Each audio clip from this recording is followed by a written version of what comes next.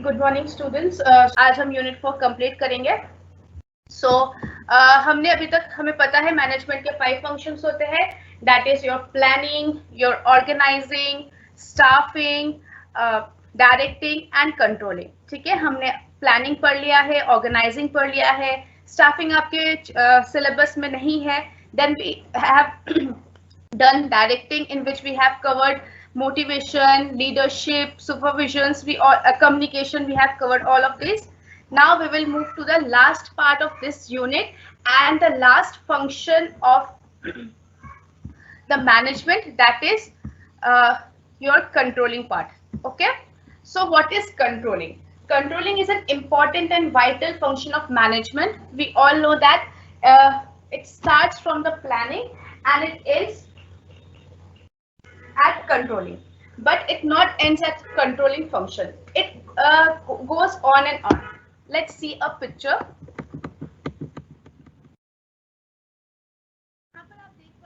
यहाँ पर एक डायग्राम है जहाँ पर planning, organising, staffing, directing and controlling चारों फंक्शन है। ये एक स्केलर चेन में नहीं होता है, दैट इज एक हॉरिजॉन्टल लाइन और वर्टिकल लाइन में नहीं है। These functions is interrelated, interdependent, interlinked. So all these functions are connected with each other. ठीक है, और एक दूसरे के साथ सबका एक रिलेशन होता है। मतलब if we are starting with planning, then we are doing organizing, staffing, directing and controlling, and after that we have to do the planning process. Controlling के बाद management functions खत्म नहीं होता है।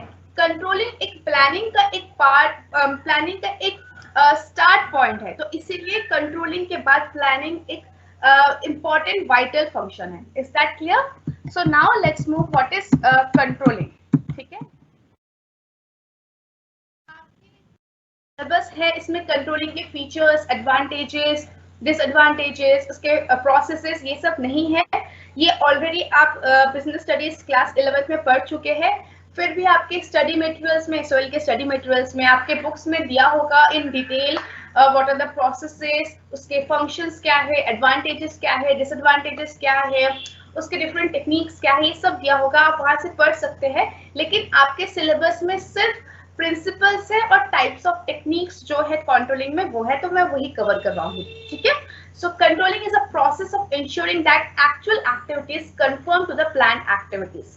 बेसिकली जब आपने एक ऑर्गेनाइजेशनल स्ट्रक्चर क्रिएट किया था, उसके लिए आपने जो प्लानिंग किया था, आपने जो सोचा था कि एक ऑर्गेनाइजेशन किस वे में चलेगा, कैसा होगा, इसका एंड रिजल्ट क्या होगा, अपने कंपनीज के, अपने ऑर्गेनाइजेशन के विजन को, मिशन को देखते हुए जो आपने प्लान किया था, उसको आप कंट्रोलिंग प्रोसेस में आने के बाद आप चेक करते हैं कि उस जो आपने प्लान सेटअप किया था, आपने जो स्टैंडर्ड सेटअप किया था, उससे कोई डेविएशन है कि नहीं, या मतलब उससे कुछ डिफरेंट आया है कि नहीं। फॉर एग्जाम्पल, अगर मैंने सोचा था इन द प्लानिंग प्रोसेस कि इन द फाइनेंशियल ईयर मैं 10,000 यूनिट्स ऑर्गेनाइजेशन में प्रोड्यूस करवाऊंगा, ठीक है, सो at the end of the financial year or during the financial year when we are doing the function of controlling, तब हमें ये देखना है, तब we have to ensure that this parameter, is this standard has been achieved or not. That is the process of controlling. मतलब जो आपने plan किया था वो उसके अकॉर्डिंग हुआ है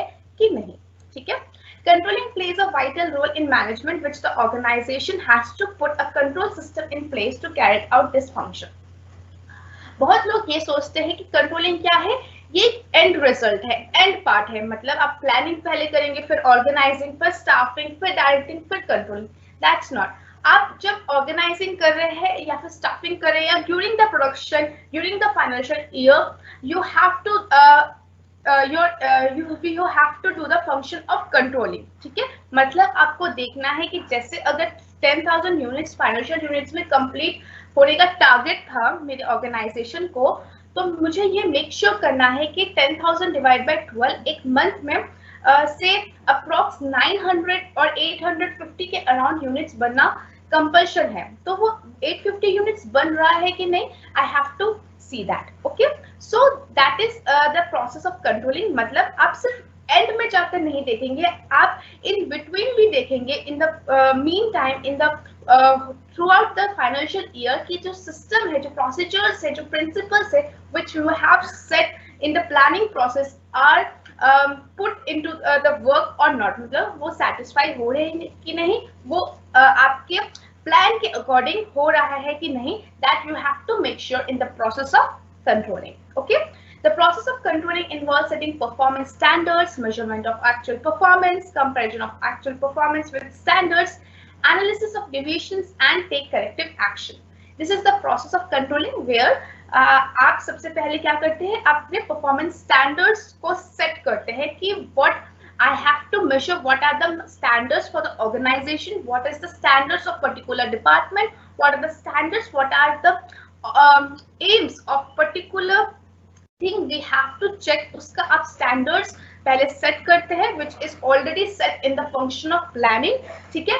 उसके बाद आप एक्चुअल परफॉर्मेंस को मेजर करते हैं कि जैसे आपने स्टैंडर्ड सेट करना, मतलब जैसे 10,000 units in a quarter basis में, अगर 3 मंथ्स में 10,000 यूनिट्स प्रोड्यूस होगा तो उसमें आपका परफॉर्मेंस स्टैंडर्ड्स तो सेट हो गया. उसके बाद आप परफॉर्मेंस को मेजर करते हैं, एक्चुअल परफॉर्मेंस को मेजर करते हैं. कैसे? आप देखते हैं कि एक्चुअली में कितना यूनिट्स प्रोड्यूस हुआ है through different techniques, through different methods, inventory methods, LIFO, FIFO, all other methods के थ्रू आप क्या करते हैं, एक्चुअल परफॉर्मेंस को मेजर करते हैं. And then you compare the standards with the actual performance, और उसमें से अगर कोई डिफरेंस आता है which is known as deviations, ठीक है. इसको टेक्निकल जार्गन के हिसाब से डेविएशंस कहा जाता है. अगर एक्चुअल और स्टैंडर्ड परफॉर्मेंस में अगर कोई डिफरेंसेस है, then you have to analyse that कि वो डिफरेंसेस किस वजह से आया है, उस डिफरेंसेस का क्या इम्प्लीकेशंस हो रहा है कंपनी में, या क्या इम्प्लीकेशंस होगा in our micro environment, in our macro environment, in the organisation's whole policies. इन सबको आपको एनालाइज करना पड़ेगा and then you have to take the corrective action against it. For example, अगर जैसे आपने देखा कि आपका एक्चुअल परफॉर्मेंस इज 8,000 यूनिट्स, मतलब in the 3 months you have only produced 8,000 units rather than what are the standards set up 10,000 units. So the deviation is 2,000 units. Okay, so you have to take the corrective action कि 2,000 units की कम क्यों हुआ है. ऐसा तो नहीं कि आपने स्टैंडर्ड्स बहुत हाई फिक्स किया है, या फिर ऐसा तो नहीं कि आपकी जो लेबर की प्रोडक्टिविटी है वो इतनी अच्छी नहीं है, उनकी प्रोडक्टिविटी इंक्रीज करना पड़ेगा by increasing their morale, by giving them more incentives. ये आपको करेक्टिव एक्शंस देखने पड़ेंगे while doing this the process of controlling. Okay, is that clear? Now there are certain principles of control that should be implemented in the system of control. These principles also help to protect and safeguard the organization, its assets, liabilities and resources. In this chapter, in this unit, you have only the principles of controlling. Principles of controlling क्या है? Controlling करने का जो guidelines है, these are the called as principles. So we will study what are the guidelines, what are the principles for controlling in the management process. ठीक है? Now there are basically 8 principles of controlling. The first principle is principle of reflection of plans. मतलब आपका जो plan है, आपने जो standard set किया है, उसके अकॉर्डिंग ही आपका कंट्रोलिंग होना चाहिए. मतलब there should be a reflection. Reflection मतलब छत्र छाया, एक छाया होनी चाहिए. जो आपने प्लान किया है उसके अकॉर्डिंग आप कंट्रोलिंग करेंगे. फॉर एग्जाम्पल, आपने प्लान जब स्टैंडर्ड सेट किया था तब आपने ये डिसाइड किया था we will see the output in terms of units, ठीक है. लेकिन जब आप कंट्रोलिंग प्रोसेस को देख रहे हैं, then when you are measuring the actual performance, then you are measuring the productivity of labour और द रेवेन्यू, ठीक है. आप रेवेन्यू चेक कर रहे हैं तो आप यूनिट्स के साथ रेवेन्यू को कैसे कंपेयर कर सकते हैं? You can't compare. So the principle of controlling क्या कहता है आपको कि आपको ये कहा जा रहा है कि आपने जिस यूनिट में या जिस मेजरमेंट से आपने स्टैंडर्ड्स को सेट किया था during the planning process, you have to do the controlling process according to that, ठीक है. मिसमैच नहीं होना चाहिए between the standards and the actual. Is that clear? Now let's move to the second principle, that is principle of prevention. हम सबको कब पता है, हम यूजुअली यूज करते हैं इस फ्रेज को, that prevention is better than cure, ठीक है। So this kind of principle is also applicable in the process of controlling, where it is said that the prevention is better than cure. क्यों ऐसा क्यों कहा जाता है? इसको इसलिए कहा जाता है कि जैसे मैंने पहले भी आपको एग्जांपल दिया है कि आपने टारगेट क्या है कि for a financial year my company should produce at least 50,000 units in a financial year, ठीक है। और आपने क्या किया, at the end of the financial year आप कंट्रोलिंग प्रोसेस को चेक कर रहे हैं कि 50,000 यूनिट्स बन रहे हैं कि नहीं, ठीक है। तो इससे क्या है, अगर उस टाइम 40,000 यूनिट्स भी बन रहे हैं और 30,000 भी बन रहे हैं, 80,000 भी बन रहे हैं, इससे आप उस टाइम अगर कंट्रोलिंग प्रोसेस को यूज करेंगे और उससे आपको कोई डिविजन्स पता चलेगा, उससे आप किसी चीज को सॉल्व नहीं कर पाएंगे, आप कोई करेक्टिव एक्शंस नहीं कर पाएंगे, ठीक है। जैसे बोलते हैं ना, चिड़िया चुग गई खेत, मतलब जो काम हो गया है उसमें आप क्या करेक्शन ला सकते हैं। So that is the principle of prevention कि आपको through out the financial year, through out the particular period, जब आपका प्लानिंग चल रहा है, आपका फंक्शनिंग हो रहा है, डिफरेंट फंक्शंस हो रहे ऑर्गेनाइजेशन में according to the plan standard setup during the planning process, उस टाइम आपको साथ ही साथ hand in hand controlling process को भी, कंट्रोलिंग फंक्शन को भी आपको देखते रहना चाहिए, क्योंकि then and there only you can take the corrective action for the deviations which have been which are apart from the standard set up in the plan, ठीक है। The concept of prevention is better than cure will apply to the control function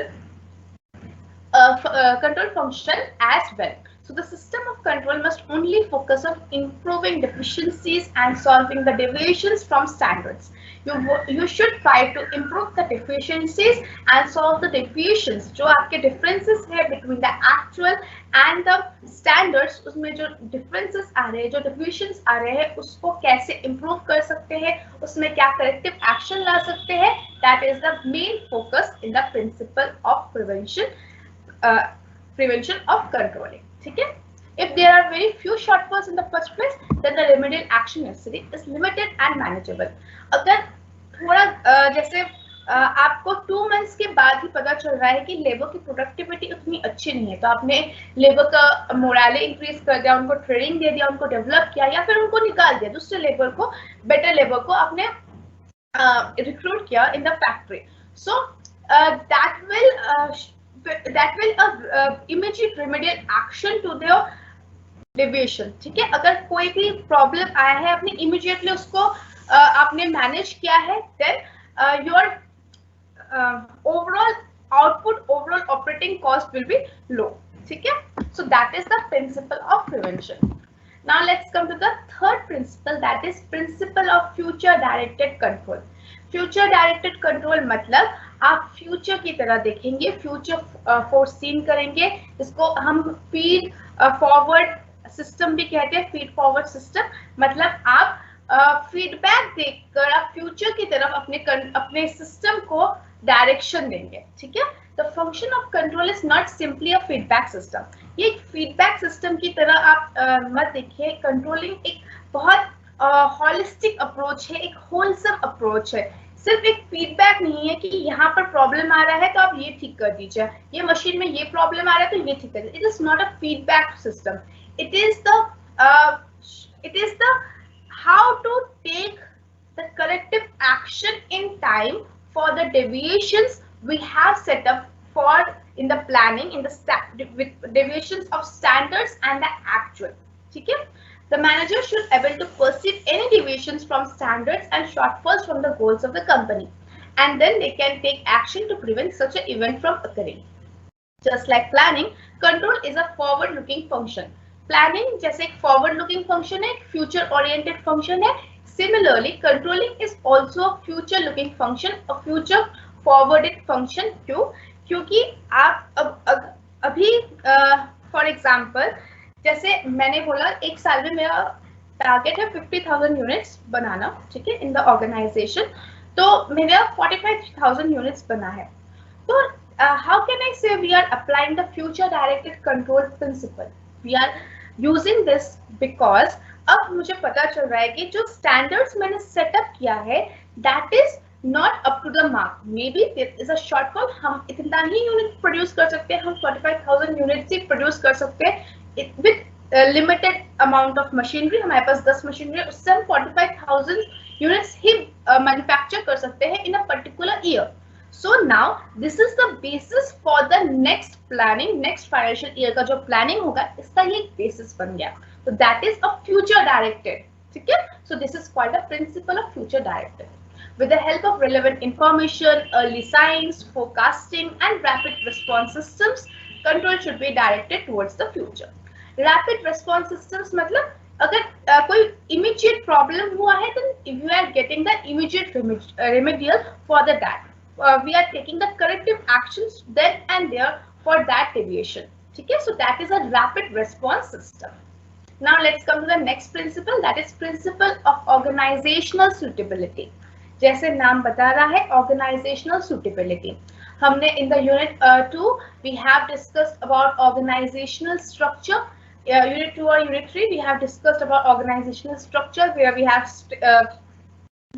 discussed about traditional structure, modern structure. Traditional structure में कौन से आते हैं, horizontal है, modern में virtual है, नेटवर्क है, different kind of matrix structure है, different structures depending upon the organisation का कैसा स्ट्रक्चर है, ऑर्गेनाइजेशन का क्या मिशन है, वो किस टाइप ऑफ प्रोडक्ट में वर्क करता है, क्या मैन्युफैक्चर करता है, असेंबलिंग ऑर्गेनाइजेशन है कि नहीं, मैन्युफैक्चरिंग ऑर्गेनाइजेशन है कि नहीं, सर्विस ओरिएंटेड ऑर्गेनाइजेशन है कि नहीं, स्टार्टअप है कि नहीं, इस अकॉर्डिंग जिस टाइप का, जिस बेसिस का ऑर्गेनाइजेशन होता है उस बेसिस का ऑर्गेनाइजेशनल स्ट्रक्चर होता है। Similarly the controlling function also has a forward looking, has a system according to the organizational suitability. जिस टाइप का ऑर्गेनाइजेशन होगा उस टाइप का कंट्रोल सिस्टम भी होना चाहिए। then only it can become an efficient and effective control system. ठीक है? This allows us to see where the responsibilities will lie for which actions. In the sense like अगर आपको पता है एक ऑर्गेनाइजेशनल हायरार्की है, ठीक है, तो आपको जैसे डिपार्टमेंटलाइज्ड हायरार्की हो गया, डिपार्टमेंट वाइज हो गया, जैसे ये एचआर हो गया, ये फाइनेंस हो गया, ये सेल्स हो गया, ये मार्केटिंग हो गया, ऐसे डिफरेंट डिपार्टमेंट्स है, ठीक है। अब डिफरेंट डिपार्टमेंट्स में अगर मुझे एज अ कंट्रोलिंग मैनेजर मुझे पता चल रहा है कि फाइनेंस में कोई प्रॉब्लम आ रहा है, then I will just contact the finance manager, right. So एक ऑर्गेनाइजेशनल सूटेबिलिटी, ऑर्गेनाइजेशन सूटेबिलिटी क्यों होता है कि मुझे पता है कि किसकी क्या रिस्पॉन्सिबिलिटी है, किसकी क्या अथॉरिटी है, इस हिसाब से मैं उसको बता सकता हूँ कि ये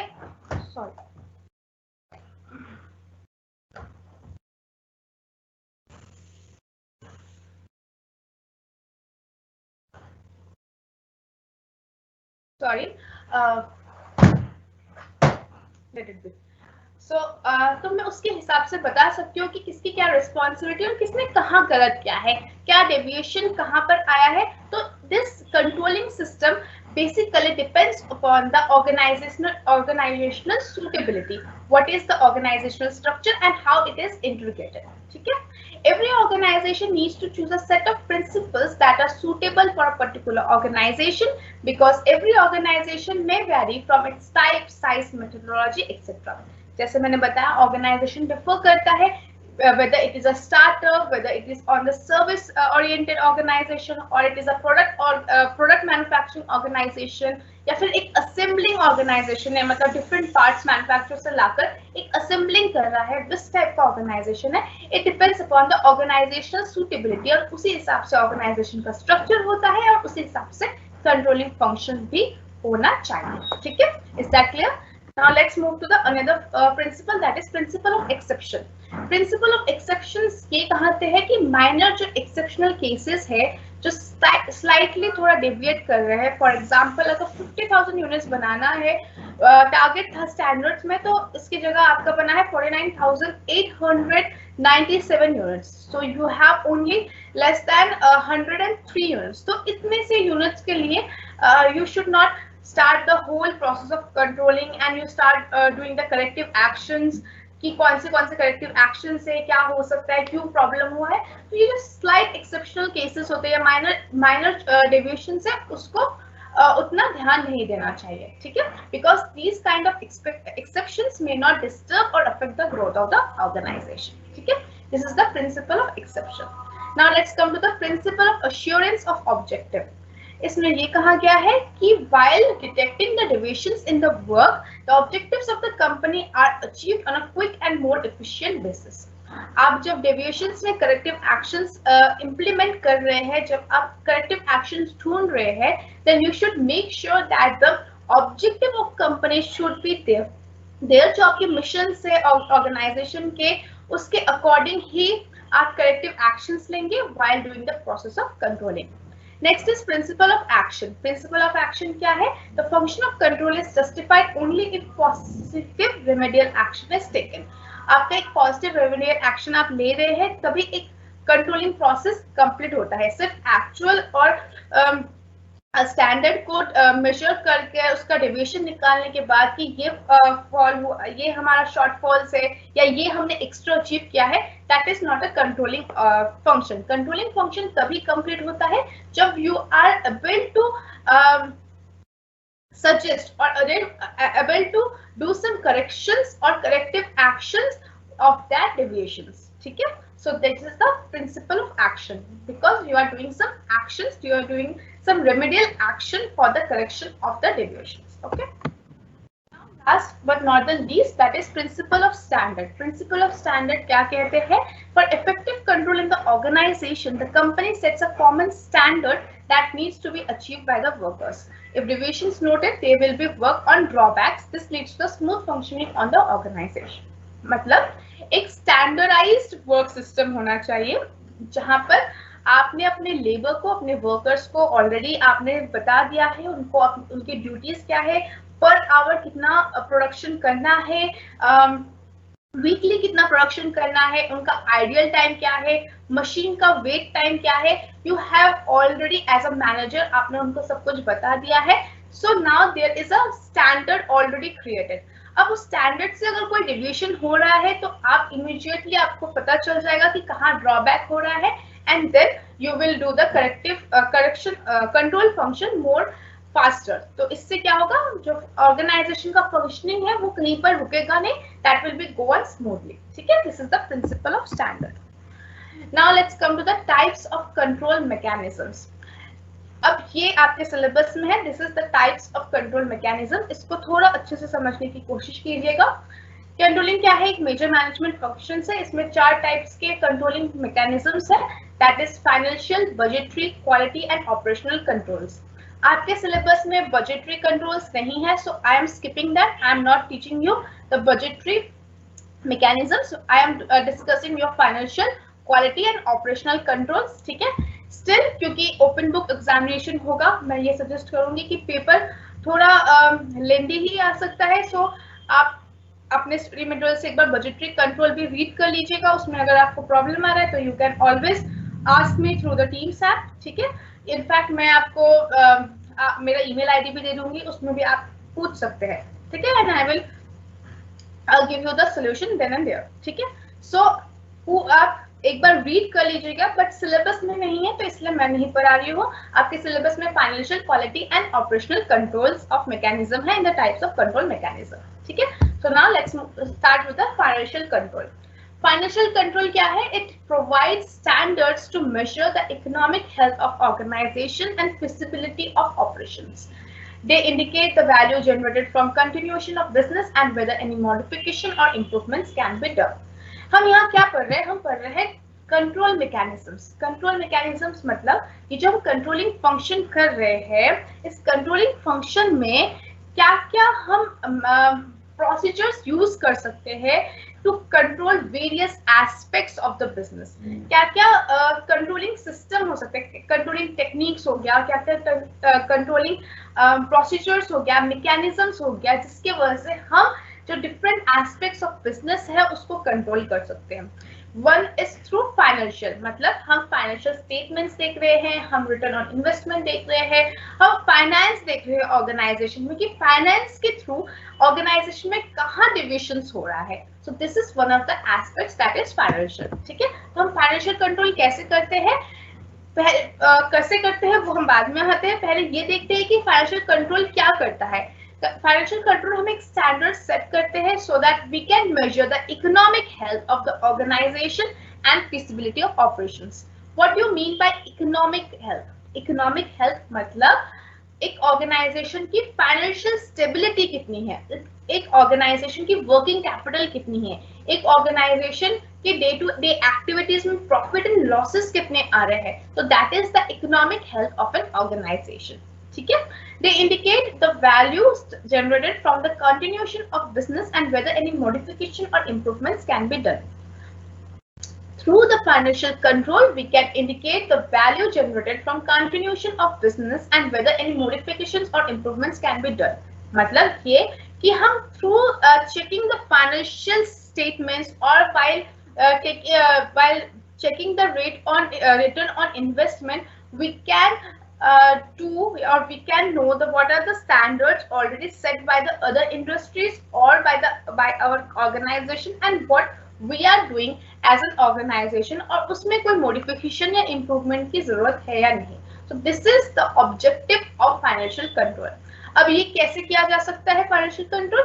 By doing these kind of things. First is financial statements. Financial statements जैसे आपको पता ही है, that is the books of accounts, जहाँ पर आपके assets, liabilities through the balance sheet, income and expenses through your P&L account, और आपके cash flow statements, ये सब होता है इन द फाइनेंशियल स्टेटमेंट्स। ठीक है, इसमें आप current year, previous year, past years, इसके भी इसमें फिगर्स होते हैं and these figures are helpful to measure the standards, helpful to measure the actual performance and the standards, that is जो प्रीवियस था उसके हिसाब से आप आपका इस करंट ईयर का आप मेजर कर सकते हैं, और उसके वजह से आपको कोई लॉस आया है, प्रॉफिट हुआ है, तो उस डेविएशन का क्या रीजन है ये आपको पता चल सकता है।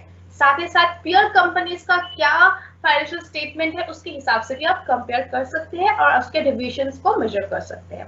सो for the financial control, financial system is one of the methods. ठीक है, next is break even analysis. Break even analysis क्या होता है? ब्रेक इवन एनालिसिस किसको कहते हैं? जहां पर नो प्रॉफिट नो लॉस, मतलब आप एक प्री रेवेन्यू कंपनी है, प्री रेवेन्यू ऑर्गेनाइजेशन है, ये भी हो सकता है, या फिर आप ऐसे ऑर्गेनाइजेशन है जहां पर आपने एक एक्सपेंसेस और रेवेन्यू आपकी इक्वल हो, that is your revenue and losses are equal, मतलब रेवेन्यू और प्रॉफिट और लॉस नहीं है। ठीक है, that is a break even point. ठीक है, इसका डायग्राम कुछ इस प्रकार बनता है। अगर आपका ये प्रॉफिट है और ये आपका लॉस है, this is the break even point. ठीक है, जहां पर प्रॉफिट भी नहीं है, लॉसेस भी नहीं है, so this is your break even point. ठीक है, ब्रेक इवन पॉइंट को हम किस तरीके से हम कैलकुलेट कर सकते हैं? It is the fixed cost upon revenues minus variable cost. आपकी जो फिक्स्ड कॉस्ट है, जैसे जो आपके मशीनरी की कॉस्ट है या आपके जो लैंड है, ये जो फिक्स्ड एसेट्स है, आपके फिक्स्ड कॉस्ट है, डिवाइडेड बाय द रेवेन्यूज, जो आपके रेवेन्यूज आ रहे हैं, minus variable cost. Variable cost आपको पता है क्या होते हैं। So this is the formula of break even point. Break even analysis acts as a control device. एक कंट्रोल डिवाइस की तरह यूजफुल है, क्योंकि आपको पता है कि कितना फिक्स्ड कॉस्ट आपको कम करना पड़ेगा, रेवेन्यूज कितना इंक्रीज करना पड़ेगा, वेरिएबल कॉस्ट कितना कम करना पड़ेगा to break through this break even point, मतलब जहां आपको कुछ प्रॉफिट हो। ठीक है, so it help to find out the company's performance. For example, when an organization sells 30,000 cars, it will be break even, meaning any sale below this point will cause losses and any sale above this point will be earn profits. मतलब उस diagram में upper side में अगर कुछ जा रहा है तो that will be get you the profit, and उसके नीचे आ रहा है तो लॉस। तो आपको एक एनालिसिस मिल रहा है कि कहाँ डेविएशन हो रहा है, कहाँ प्रॉब्लम हो रहा है, और हम एक ऐसे लेवल पर आ चुके हैं कि इसके बियॉन्ड नीचे और हमने अगर लॉसेस इंकर कर लिए, अगर और हमने हमारे वेरिएबल कॉस्ट इंक्रीज कर लिए तो हमें लॉसेस इंकर होंगे। तो through this analysis we can know the financial control, we can do the financial control of the organisation. ठीक है, return on investment, that is ROI। Return of investment मतलब आपने कितना इन्वेस्ट किया है इन अ बिजनेस एंड उससे क्या risk associated है और आपको कितना रिटर्न मिल रहा है इन दैट इन्वेस्टमेंट। ठीक है, investment consist of fixed capital and working capital used in the business. Return earned on investment is a reward for the risk taking. If the ROI is high, then the financial position of the company will increase. अगर return on investment ज़्यादा है तो obviously company की productivity increase होगी, company की goodwill increase होगी, company की financial position increase होगी, ठीक है? Similarly, अगर एक return of investment कम है तो obviously इसका मतलब ये है कि company में कोई faulty decisions हुआ था या फिर जो आपने इन्वेस्टमेंट किया है उसके जो आपने इन्वेस्टमेंट डिसीजंस लिया है थ्रू एमएम मॉडल और through other financial investment models, उसके अकॉर्डिंग आपने जो डिसीजन लिया है that is not accurate, that is not correct, तो आपके डिसीजन मेकिंग में फॉल्ट है, ठीक है? सो आप इस फॉल्ट को आगे नहीं करना चाहोगे, तो here comes the controlling process. अब आपको पता है कि क्या क्या वेज है, अब कहाँ पर हमने गलती की है, कौन से अनप्रॉफिटेबल वेंचर्स है, कौन से प्रॉफिटेबल असाइनमेंट्स है, आपको पता चलेगा, and that will be helpful to know the financial stability, to maintain the financial position of your organization, ठीक है?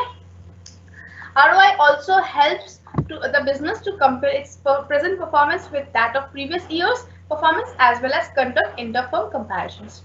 और अदर जो भी टेक्निक्स है, मेथड्स है, जैसे हमारा फाइनेंशियल स्टेटमेंट्स हो गया, इसके आगे हमने पढ़ा break even analysis, return on investment, इसके बाद भी हम जो पढ़ेंगे, सबका मेन ऑब्जेक्टिव क्या है कि ऑर्गेनाइजेशन के प्रेजेंट एंड पास्ट परफॉर्मेंस को हम कंपेयर कर सकते हैं, साथ ही साथ हम जो इंटरफर्म कंपैरिजंस कर सकते हैं। फॉर एग्जांपल, अगर एक ऑर्गेनाइजेशन सोप बना रही है तो वो लक्स के फाइनेंशियल स्टेटमेंट्स को देखकर भी, क्योंकि लक्स भी सोप बना रहे हैं, तो वो आपस में अपना कंपैरिजन कर सकते हैं कि कौन बेटर पोजीशन में है, किसकी मार्केट शेयर ज्यादा है। So this can be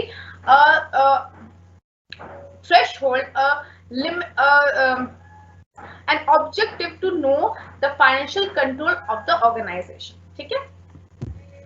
Next comes the responsibility accounting. Responsibility accounting क्या होता है? Responsibility accounting जैसे आपके एक ऑर्गेनाइजेशन है, एक ऑर्गेनाइजेशन में हमने जब ऑर्गेनाइजेशनल स्ट्रक्चर क्रिएट किया है, तो फॉर एग्जांपल हमने डिपार्टमेंटलाइज्ड ऑर्गेनाइजेशनल स्ट्रक्चर क्रिएट किया है जहां पर डिफरेंट डिपार्टमेंट्स है, starting from HR, finance, marketing, operations, ऐसे डिफरेंट डिपार्टमेंट्स है, ठीक है?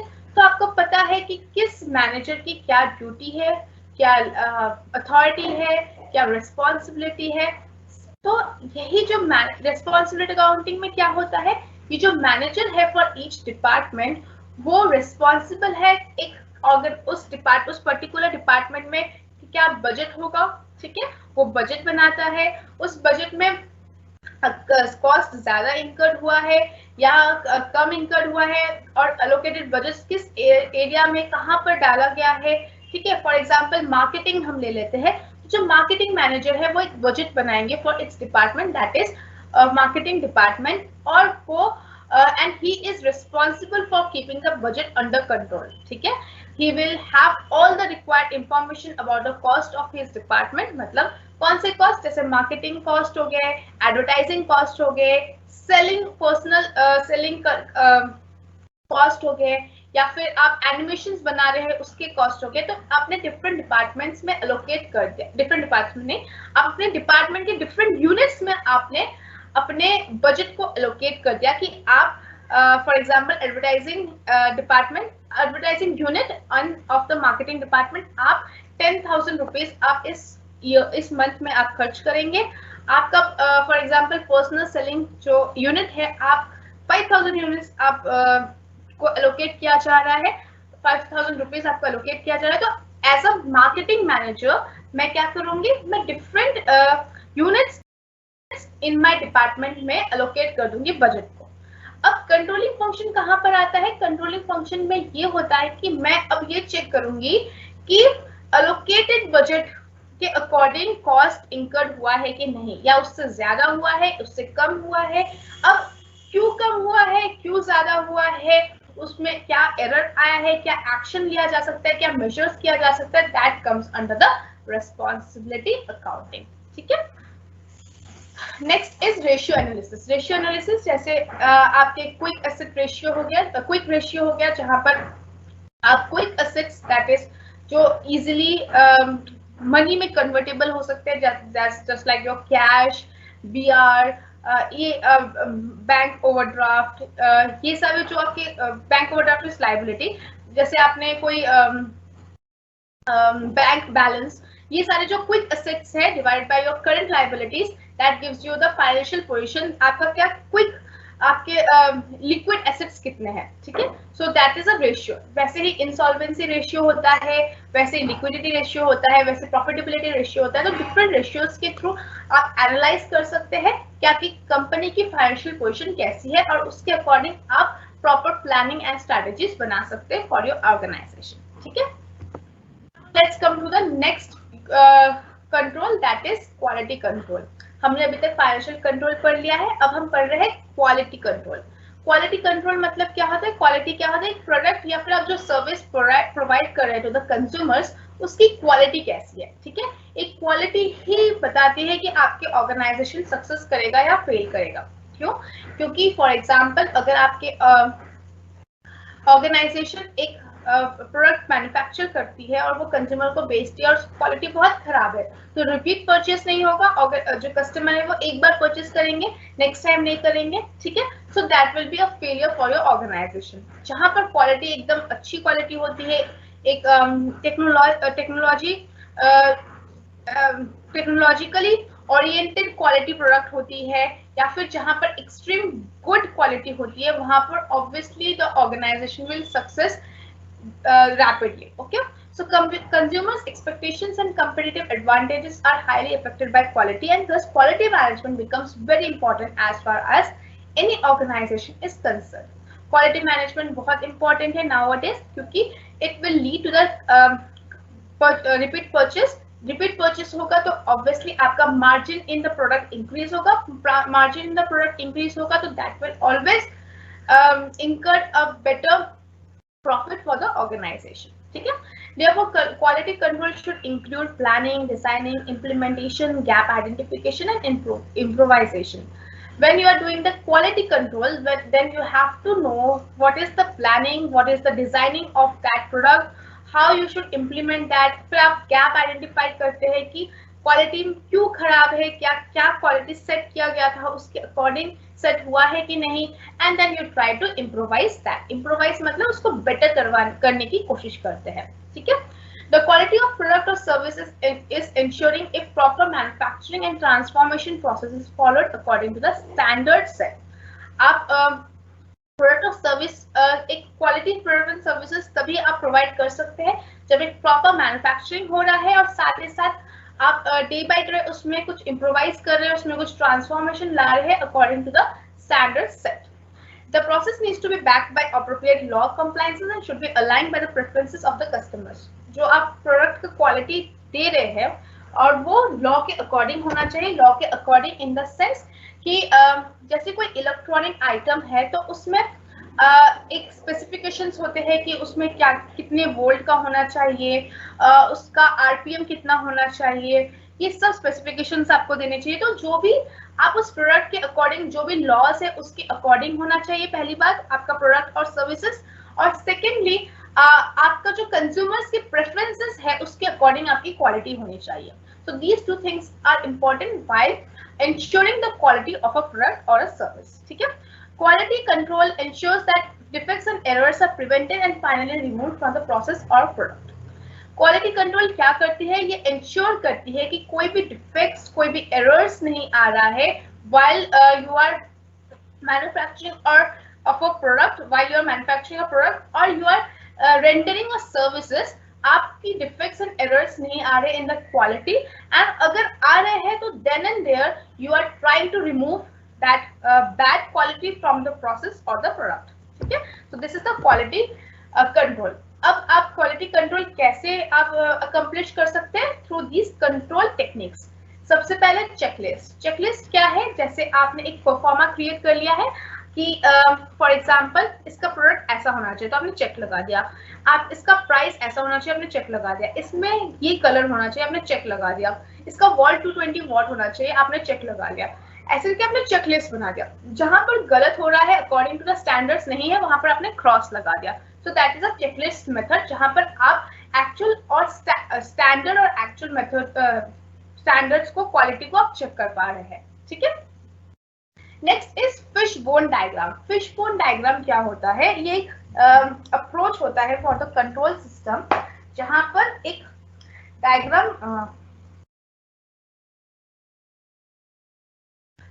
डायग्राम क्रिएट किया जाता है, कुछ इस शेप का होता है, ठीक है। यहाँ पर आप प्रॉब्लम्स एंड सॉल्यूशंस दिया जाता है, ठीक है। ये कुछ एक फिश के शेप का होता है, ठीक है, जहां पर आप के डिफरेंट यहाँ पे जैसे मटेरियल्स हो गया, ठीक है, यहाँ पर आपके मेथड्स हो गए। तो आपने क्या किया, मटेरियल्स में कोई प्रॉब्लम आ रहा है कि नहीं, आप ये चेक कर रहे हैं। अगर प्रॉब्लम आ रहा है तो उसका क्या फिजिबल सोल्यूशन हो सकता है, वो आप थ्रू ब्रेनस्टॉर्मिंग कर रहे हैं। ब्रेनस्टॉर्मिंग तो आपको पता होगा ब्रेनस्टॉर्मिंग क्या होता है, ठीक है। सिमिलरली कोई मेथड है तो मेथड में क्या प्रॉब्लम आ रहा है, मेथड प्रोसेस में उसका क्या सोल्यूशन हो सकता है। Through brainstorming you are doing this fishbone diagram. Fishbone diagram is one of the concepts like brainstorming, जहां पर आप डिटरमाइन करते हैं कि क्या एक्चुअल कॉजेस है और क्या उसकी प्रॉब्लम्स है, ठीक है। Next is control chart. Control chart भी उसी तरह का है, एक चार्ट बनाते हैं जहां पर आप डायग्राम बनाया जाता है, एक चार्ट बनाया जाता है, जहां पर आप फोकस करते हैं कि आपका प्रॉब्लम कहाँ से रेंज कर रहा है, उसके क्या आउटकम्स है, उसमें क्या डिविएशन आ रहा है, उसमें क्या वेरिएशन आ रहा है। You are doing through a chart और अ पिक्चर और a histogram, these are the control chart, ठीक है। This helps one create a scenario and see how processes historically changes using various control techniques, ठीक है।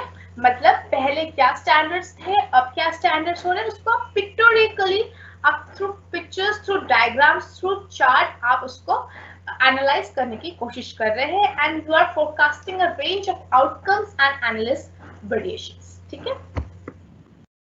The histogram. Histogram क्या है? Is a most basic tool to identify frequency of manufacturing flaws. It uses bars to identify frequency distribution and indicates how often defects occur. ठीक है, histogram आपको शायद पता होगा।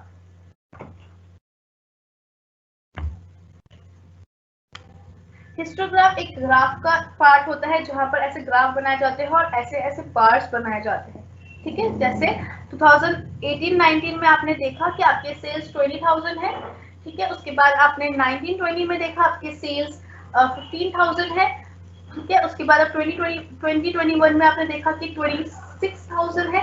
तो आपने इस हिसाब से बार्स बनाए जाते हैं histograph, and then you are checking कहाँ पर क्वालिटी में प्रॉब्लम आ रहा है, कहाँ पर मैन्युफैक्चरिंग फ्लॉज आ रहा है, क्या फ्रीक्वेंसी में चेंजेस आ रहे हैं, कितने फ्रीक्वेंसी डिस्ट्रीब्यूशंस में प्रॉब्लम है।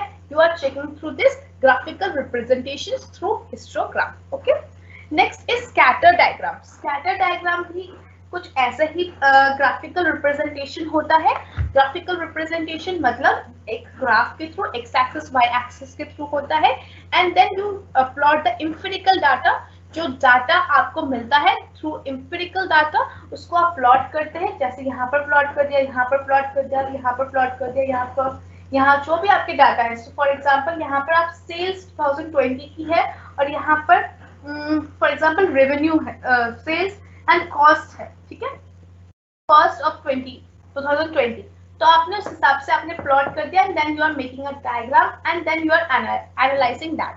This is a scatter diagram, ठीक है। We are plotting the empirical data along two axes of the graph, two axes, that is y-axis and x-axis, which give us a visually a graph जिससे हम relationship between variables और false and flaws को हम identify कर सकते हैं। मतलब इस साल में ये सेल्स था तो यहाँ पर इतना कॉस्ट था, इस साल में इतना सेल्स था तो इसका इतना कॉस्ट था। तो through the scatter diagram we can identify the relationship between variables and faults and flaws, ठीक है। Next is through inspection. Inspection आपको पता ही है, इंस्पेक्शन मतलब आप चेक कर रहे हैं फिजिकली जाकर कि कहाँ पर डिफेक्ट है, कौन सा प्रोडक्ट पेरिश है। पेरिश मतलब जो खराब हो चुका है, ठीक है, या फिर जो खराब होने के टाइम पर है, या फिर जो एकदम कंप्लीट डिस्ट्रॉय हो चुका है, दैट इज पेरिशेबल प्रोडक्ट्स। तो आप आइडेंटिफाई करते फिजिकली जाके कि कौन सा डिफेक्टिव पार्ट्स है, कौन सा पेरिश प्रोडक्ट्स है। It includes inspection of input materials, finish material, plant and machinery etcetera. In fact, inspection helps to pick out faulty machines and techniques. आप थ्रू इंस्पेक्शन आप देख सकते हैं कि कौन सी मशीन फॉल्टी है, कौन सी मशीन में प्रॉब्लम है, कौन से टेक्निक्स में प्रॉब्लम हो रहा है, कौन से प्रोसेसेस में प्रॉब्लम हो रहा है, you identify through the inspection process. ठीक है, this is the quality control system. Now let's move to the last part, that is the operational control system, that it involves control over immediate term operations and processes. आपके जो operations है, day to day operations है, जो day to day functions है, उसको control करते हैं। Operational control system ensures that activities are consistent with the established plans. आपके जो ऑपरेशंस हो रहे हैं वो कंसिस्टेंट हो रहे हैं, जो आपके एस्टैब्लिश्ड ऑलरेडी स्टैंडर्ड्स है, प्लान से, उसके अकॉर्डिंग आपके डे टू डे एक्टिविटीज हो रहे हैं। बेसिकली ये जो ऑपरेशन कंट्रोल है वो मिडिल लेवल मैनेजमेंट देखते हैं, and they use the immediate term decisions, कभी इमीडिएट डिसीजंस भी लेते हैं mid level managements. When performance does not meet standards, managers enforce corrective actions which may include training, discipline, motivation or termination. जब performance standards से meet नहीं करते हैं तो corrective actions in the operational control क्या क्या लिया जा सकता है, that is training, discipline, motivation and termination. Training आपको पता है, दैट इज ट्रेनिंग, आप जो आपके एम्प्लॉयज है, आपके वर्क फोर्स उसको उनको ट्रेनिंग दे रहे हैं ताकि वो अपस्किल हो सके, उनमें एक डिफरेंट स्किल्स आए according to that particular functions ही और शी इज डूइंग। साथ आप ये भी देख रहे हैं कि डिसिप्लिन है कि नहीं, टाइम से आ रहे हैं, टाइम से जा रहे हैं, एक आइडियल टाइम प्रोडक्टिविटी यूज कर रहे हैं, एफिशिएंट है कि नहीं, इफेक्टिव है कि नहीं, you are checking through the discipline corrective action. साथ ही साथ नेक्स्ट इज मोटिवेशन। मोटिवेशन पर आपने पूरा एक यूनिट का एक पूरा पार्ट पढ़ा है, तो आप through motivation you are motivating the employees, you are motivating the workforce to be achieve the set targets. ठीक है, ये एक करेक्टिव एक्शन है। Last corrective action is termination. अगर वो फिर भी ट्रेनिंग, डिसिप्लिन, मोटिवेट करने के बाद भी अगर उनकी प्रोडक्टिविटी में चेंज नहीं आ रहा है, देन यू विल टर्मिनेट, मतलब आप उनको जॉब से निकाल देते हैं। ठीक है, so these are the corrective actions for the operational control. मैंने इसको शॉर्ट में लिखा है, जब आपके एग्जाम में आएगा तब आप ट्रेनिंग, डिसिप्लिन, मोटिवेशन, टर्मिनेशन को एक्सप्लेन करेंगे इन 5 to 6 लाइन्स, और इसके ऊपर ट्रेनिंग, डिसिप्लिन, मोटिवेशन, टर्मिनेशन सब कुछ आपको ऑलरेडी पढ़ा चुकी हूँ।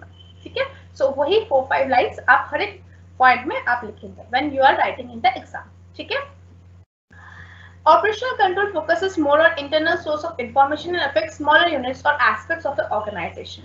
जैसे आपने देखा क्वालिटी कंट्रोल क्या है, वो एक कंज्यूमर्स को डायरेक्टली अफेक्ट करते हैं, वो ऑर्गेनाइजेशन को डायरेक्टली अफेक्ट करते हैं, क्योंकि अगर क्वालिटी एक प्रोडक्ट का खराब है तो that will not lead to a repeated purchase of that product और service, and hence that product the financial stability of organization will reduce. ठीक है, सिमिलरली फाइनेंशियल कंट्रोल भी हम इसीलिए करते हैं, उसका इम्पैक्ट ऑर्गेनाइजेशन में ओवरऑल है।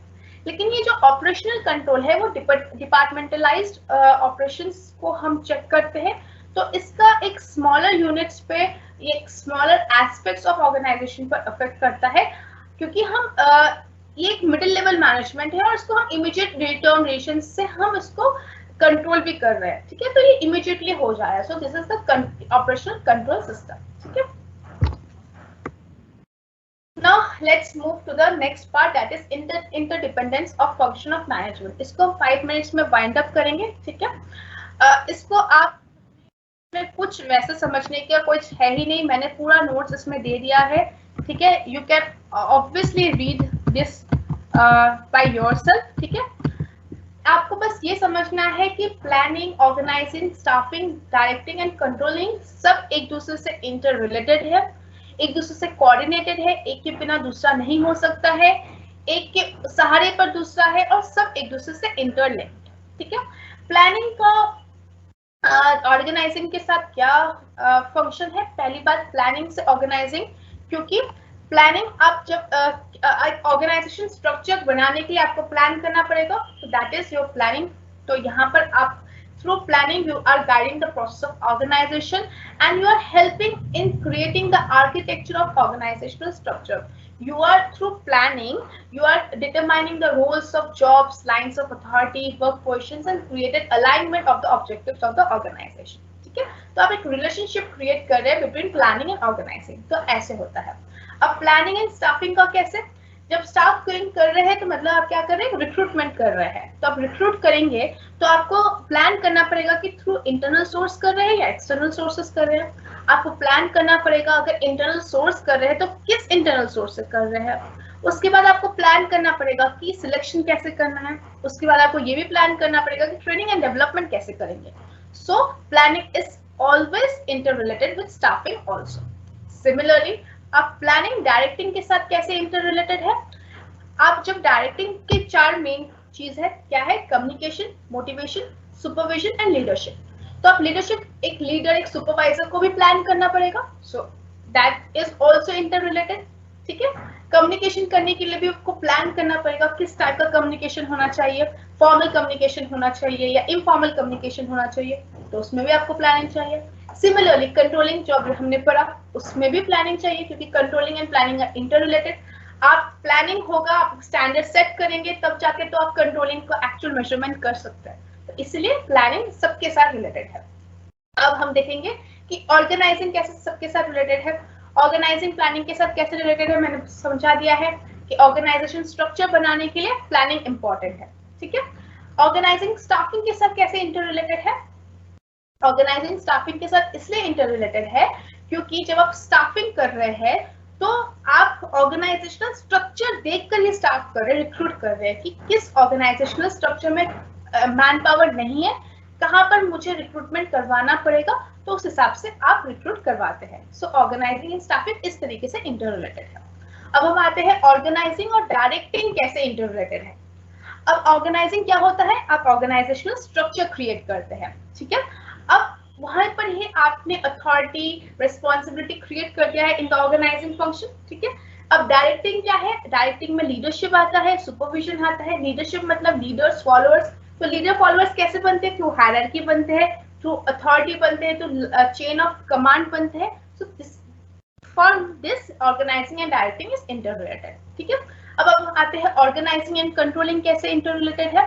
कंट्रोलिंग क्या होता है, स्टैंडर्ड्स का डेविएशन चेक करना। अब ऑर्गेनाइजिंग एंड कंट्रोलिंग इसलिए इंटरकनेक्टेड है जब आपको पता ही नहीं होगा कि किस डिपार्टमेंट की क्या अथॉरिटी है, क्या रिस्पॉन्सिबिलिटी है, किनकी लाइन ऑफ कंट्रोल क्या है, लाइन ऑफ कमांड क्या है, तो आप अगर कोई डेविएशन आ भी रहा है, ठीक है, तो आप किसको रिस्पॉन्सिबल हेल्ड कराएंगे। आपको पता है कि ऑर्गेनाइजेशन स्ट्रक्चर में, क्योंकि आपको पता है कि ऑर्गेनाइजेशन स्ट्रक्चर में कौन रिस्पॉन्सिबल है किस काम का, तो अगर वो इंसान वो काम नहीं करता है और कंट्रोलिंग प्रोसेस से आपको वो पता चलता है, डेविएशंस पता चल रहे हैं, then only you can held that person responsible. तो इस प्रकार से controlling and organising interrelated है। ठीक है, अब आएंगे हम स्टाफिंग कैसे बाकी फंक्शन से इंटर रिलेटेड है। क्योंकि आपके सिलेबस में स्टाफिंग नहीं है तो इसलिए मैं ये आपको नहीं कराऊंगी कि स्टाफिंग कैसे इंटर रिलेटेड है बाकी चारों से। ठीक है, आपके बुक्स में होंगे, आप एक बार रीड कर लीजिएगा, लेकिन आपके सिलेबस में नहीं है the inter relation of staffing with other functions. आपके में बाकी चारों फंक्शंस के इंटर रिलेशंस हैं। ठीक है, अब हम आते हैं डायरेक्टिंग कैसे इंटर रिलेटेड है बाकी चारों फंक्शंस से। मैंने प्लानिंग का बता दिया, ऑर्गेनाइजिंग का बता दिया, स्टाफिंग का नहीं है आपके सिलेबस में। कंट्रोलिंग से कैसे इंटर रिलेटेड है, क्योंकि डायरेक्टिंग जब एक लीडरशिप होगा, एक सुपरविजन होगा, एक कम्युनिकेशन, प्रॉपर कम्युनिकेशन होगा, एक मोटिवेशन होगा, तब जाकर एक कंट्रोलिंग सिस्टम एक एफिशिएंट वाइटल कंपोनेंट बनता है। ठीक है, so in that way directing and controlling is interrelated. ठीक है, सो ये सबको मैंने अच्छे से एक्सप्लेन कर दिया है एकदम इजी लैंग्वेज में सारे स्लाइड्स में। ठीक है, आपको कोई प्रॉब्लम नहीं होगा। अगर इंटर रिलेशन आता है तो आप ये सारे स्लाइड्स में जो जो पॉइंट्स लिखा है इसको और अच्छे से एक्सप्लेन करके लिखेंगे, कोई भी मिस आउट मत कीजिएगा, सब कुछ लिखा हुआ है। ठीक है, जो मैंने बताया है उसी को इजी लैंग्वेज में मैंने लिखा हुआ है, तो these all are written on these things। ठीक है, तो आप यहाँ से पढ़ लीजिएगा, मैंने समझा दिया है। Now let's move to the determinants of effectiveness। Effectiveness के डिटर्मिनेंट्स क्या क्या होते हैं, मतलब ऑर्गेनाइजेशनल इफेक्टिव कैसे होता है। एक ऑर्गेनाइजेशन को स्मूथ रनिंग करने के लिए, ऑर्गेनाइजेशन के गोल्स को अचीव करने के लिए एक ऑर्गेनाइजेशन इफेक्टिव कैसे होता है। कुछ कुछ फैक्टर्स बहुत डिटरमाइन करते हैं कि एक ऑर्गेनाइजेशन इफेक्टिव है कि नहीं। इफेक्टिव मतलब जो आपके मिशन है, आपकी जो विजन है, आपके जो ऑब्जेक्टिव्स है उसको आप फुलफिल कर रहे हैं, उसमें आप कोई स्ट्रगल नहीं कर रहे हैं या फिर कोई अनप्रॉफिटेबल ऑर्गेनाइजेशन नहीं बन रहे, आप इफेक्टिव है, you are able to achieve everything what you are determining to achieve that. So this is called the effectiveness. ठीक है. सो क्या क्या डिटर्मिनेंट्स होते हैं ऑर्गेनाइजेशनल इफेक्टिवनेस में? पीपल, क्योंकि मैं हमेशा बोलती हूँ human assets are the greatest humans are the greatest asset of an organization. तो people ही एक organization को एक effective बनाते हैं through their skills, through their behavior, through their culture. The organization become more effective. ठीक है.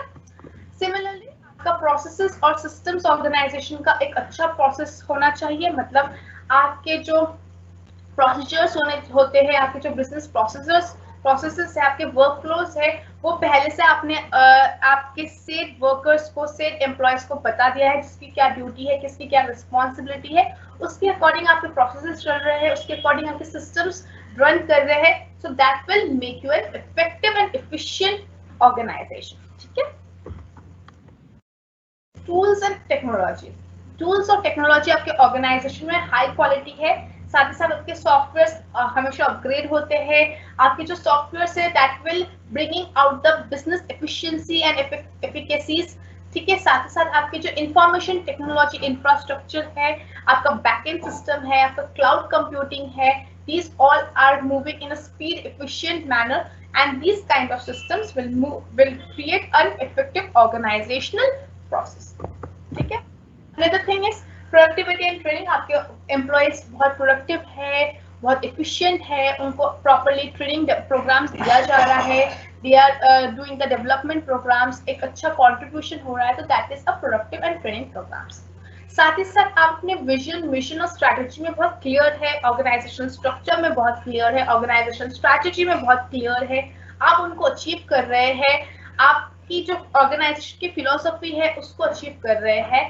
You are competing with your competitors in a good way.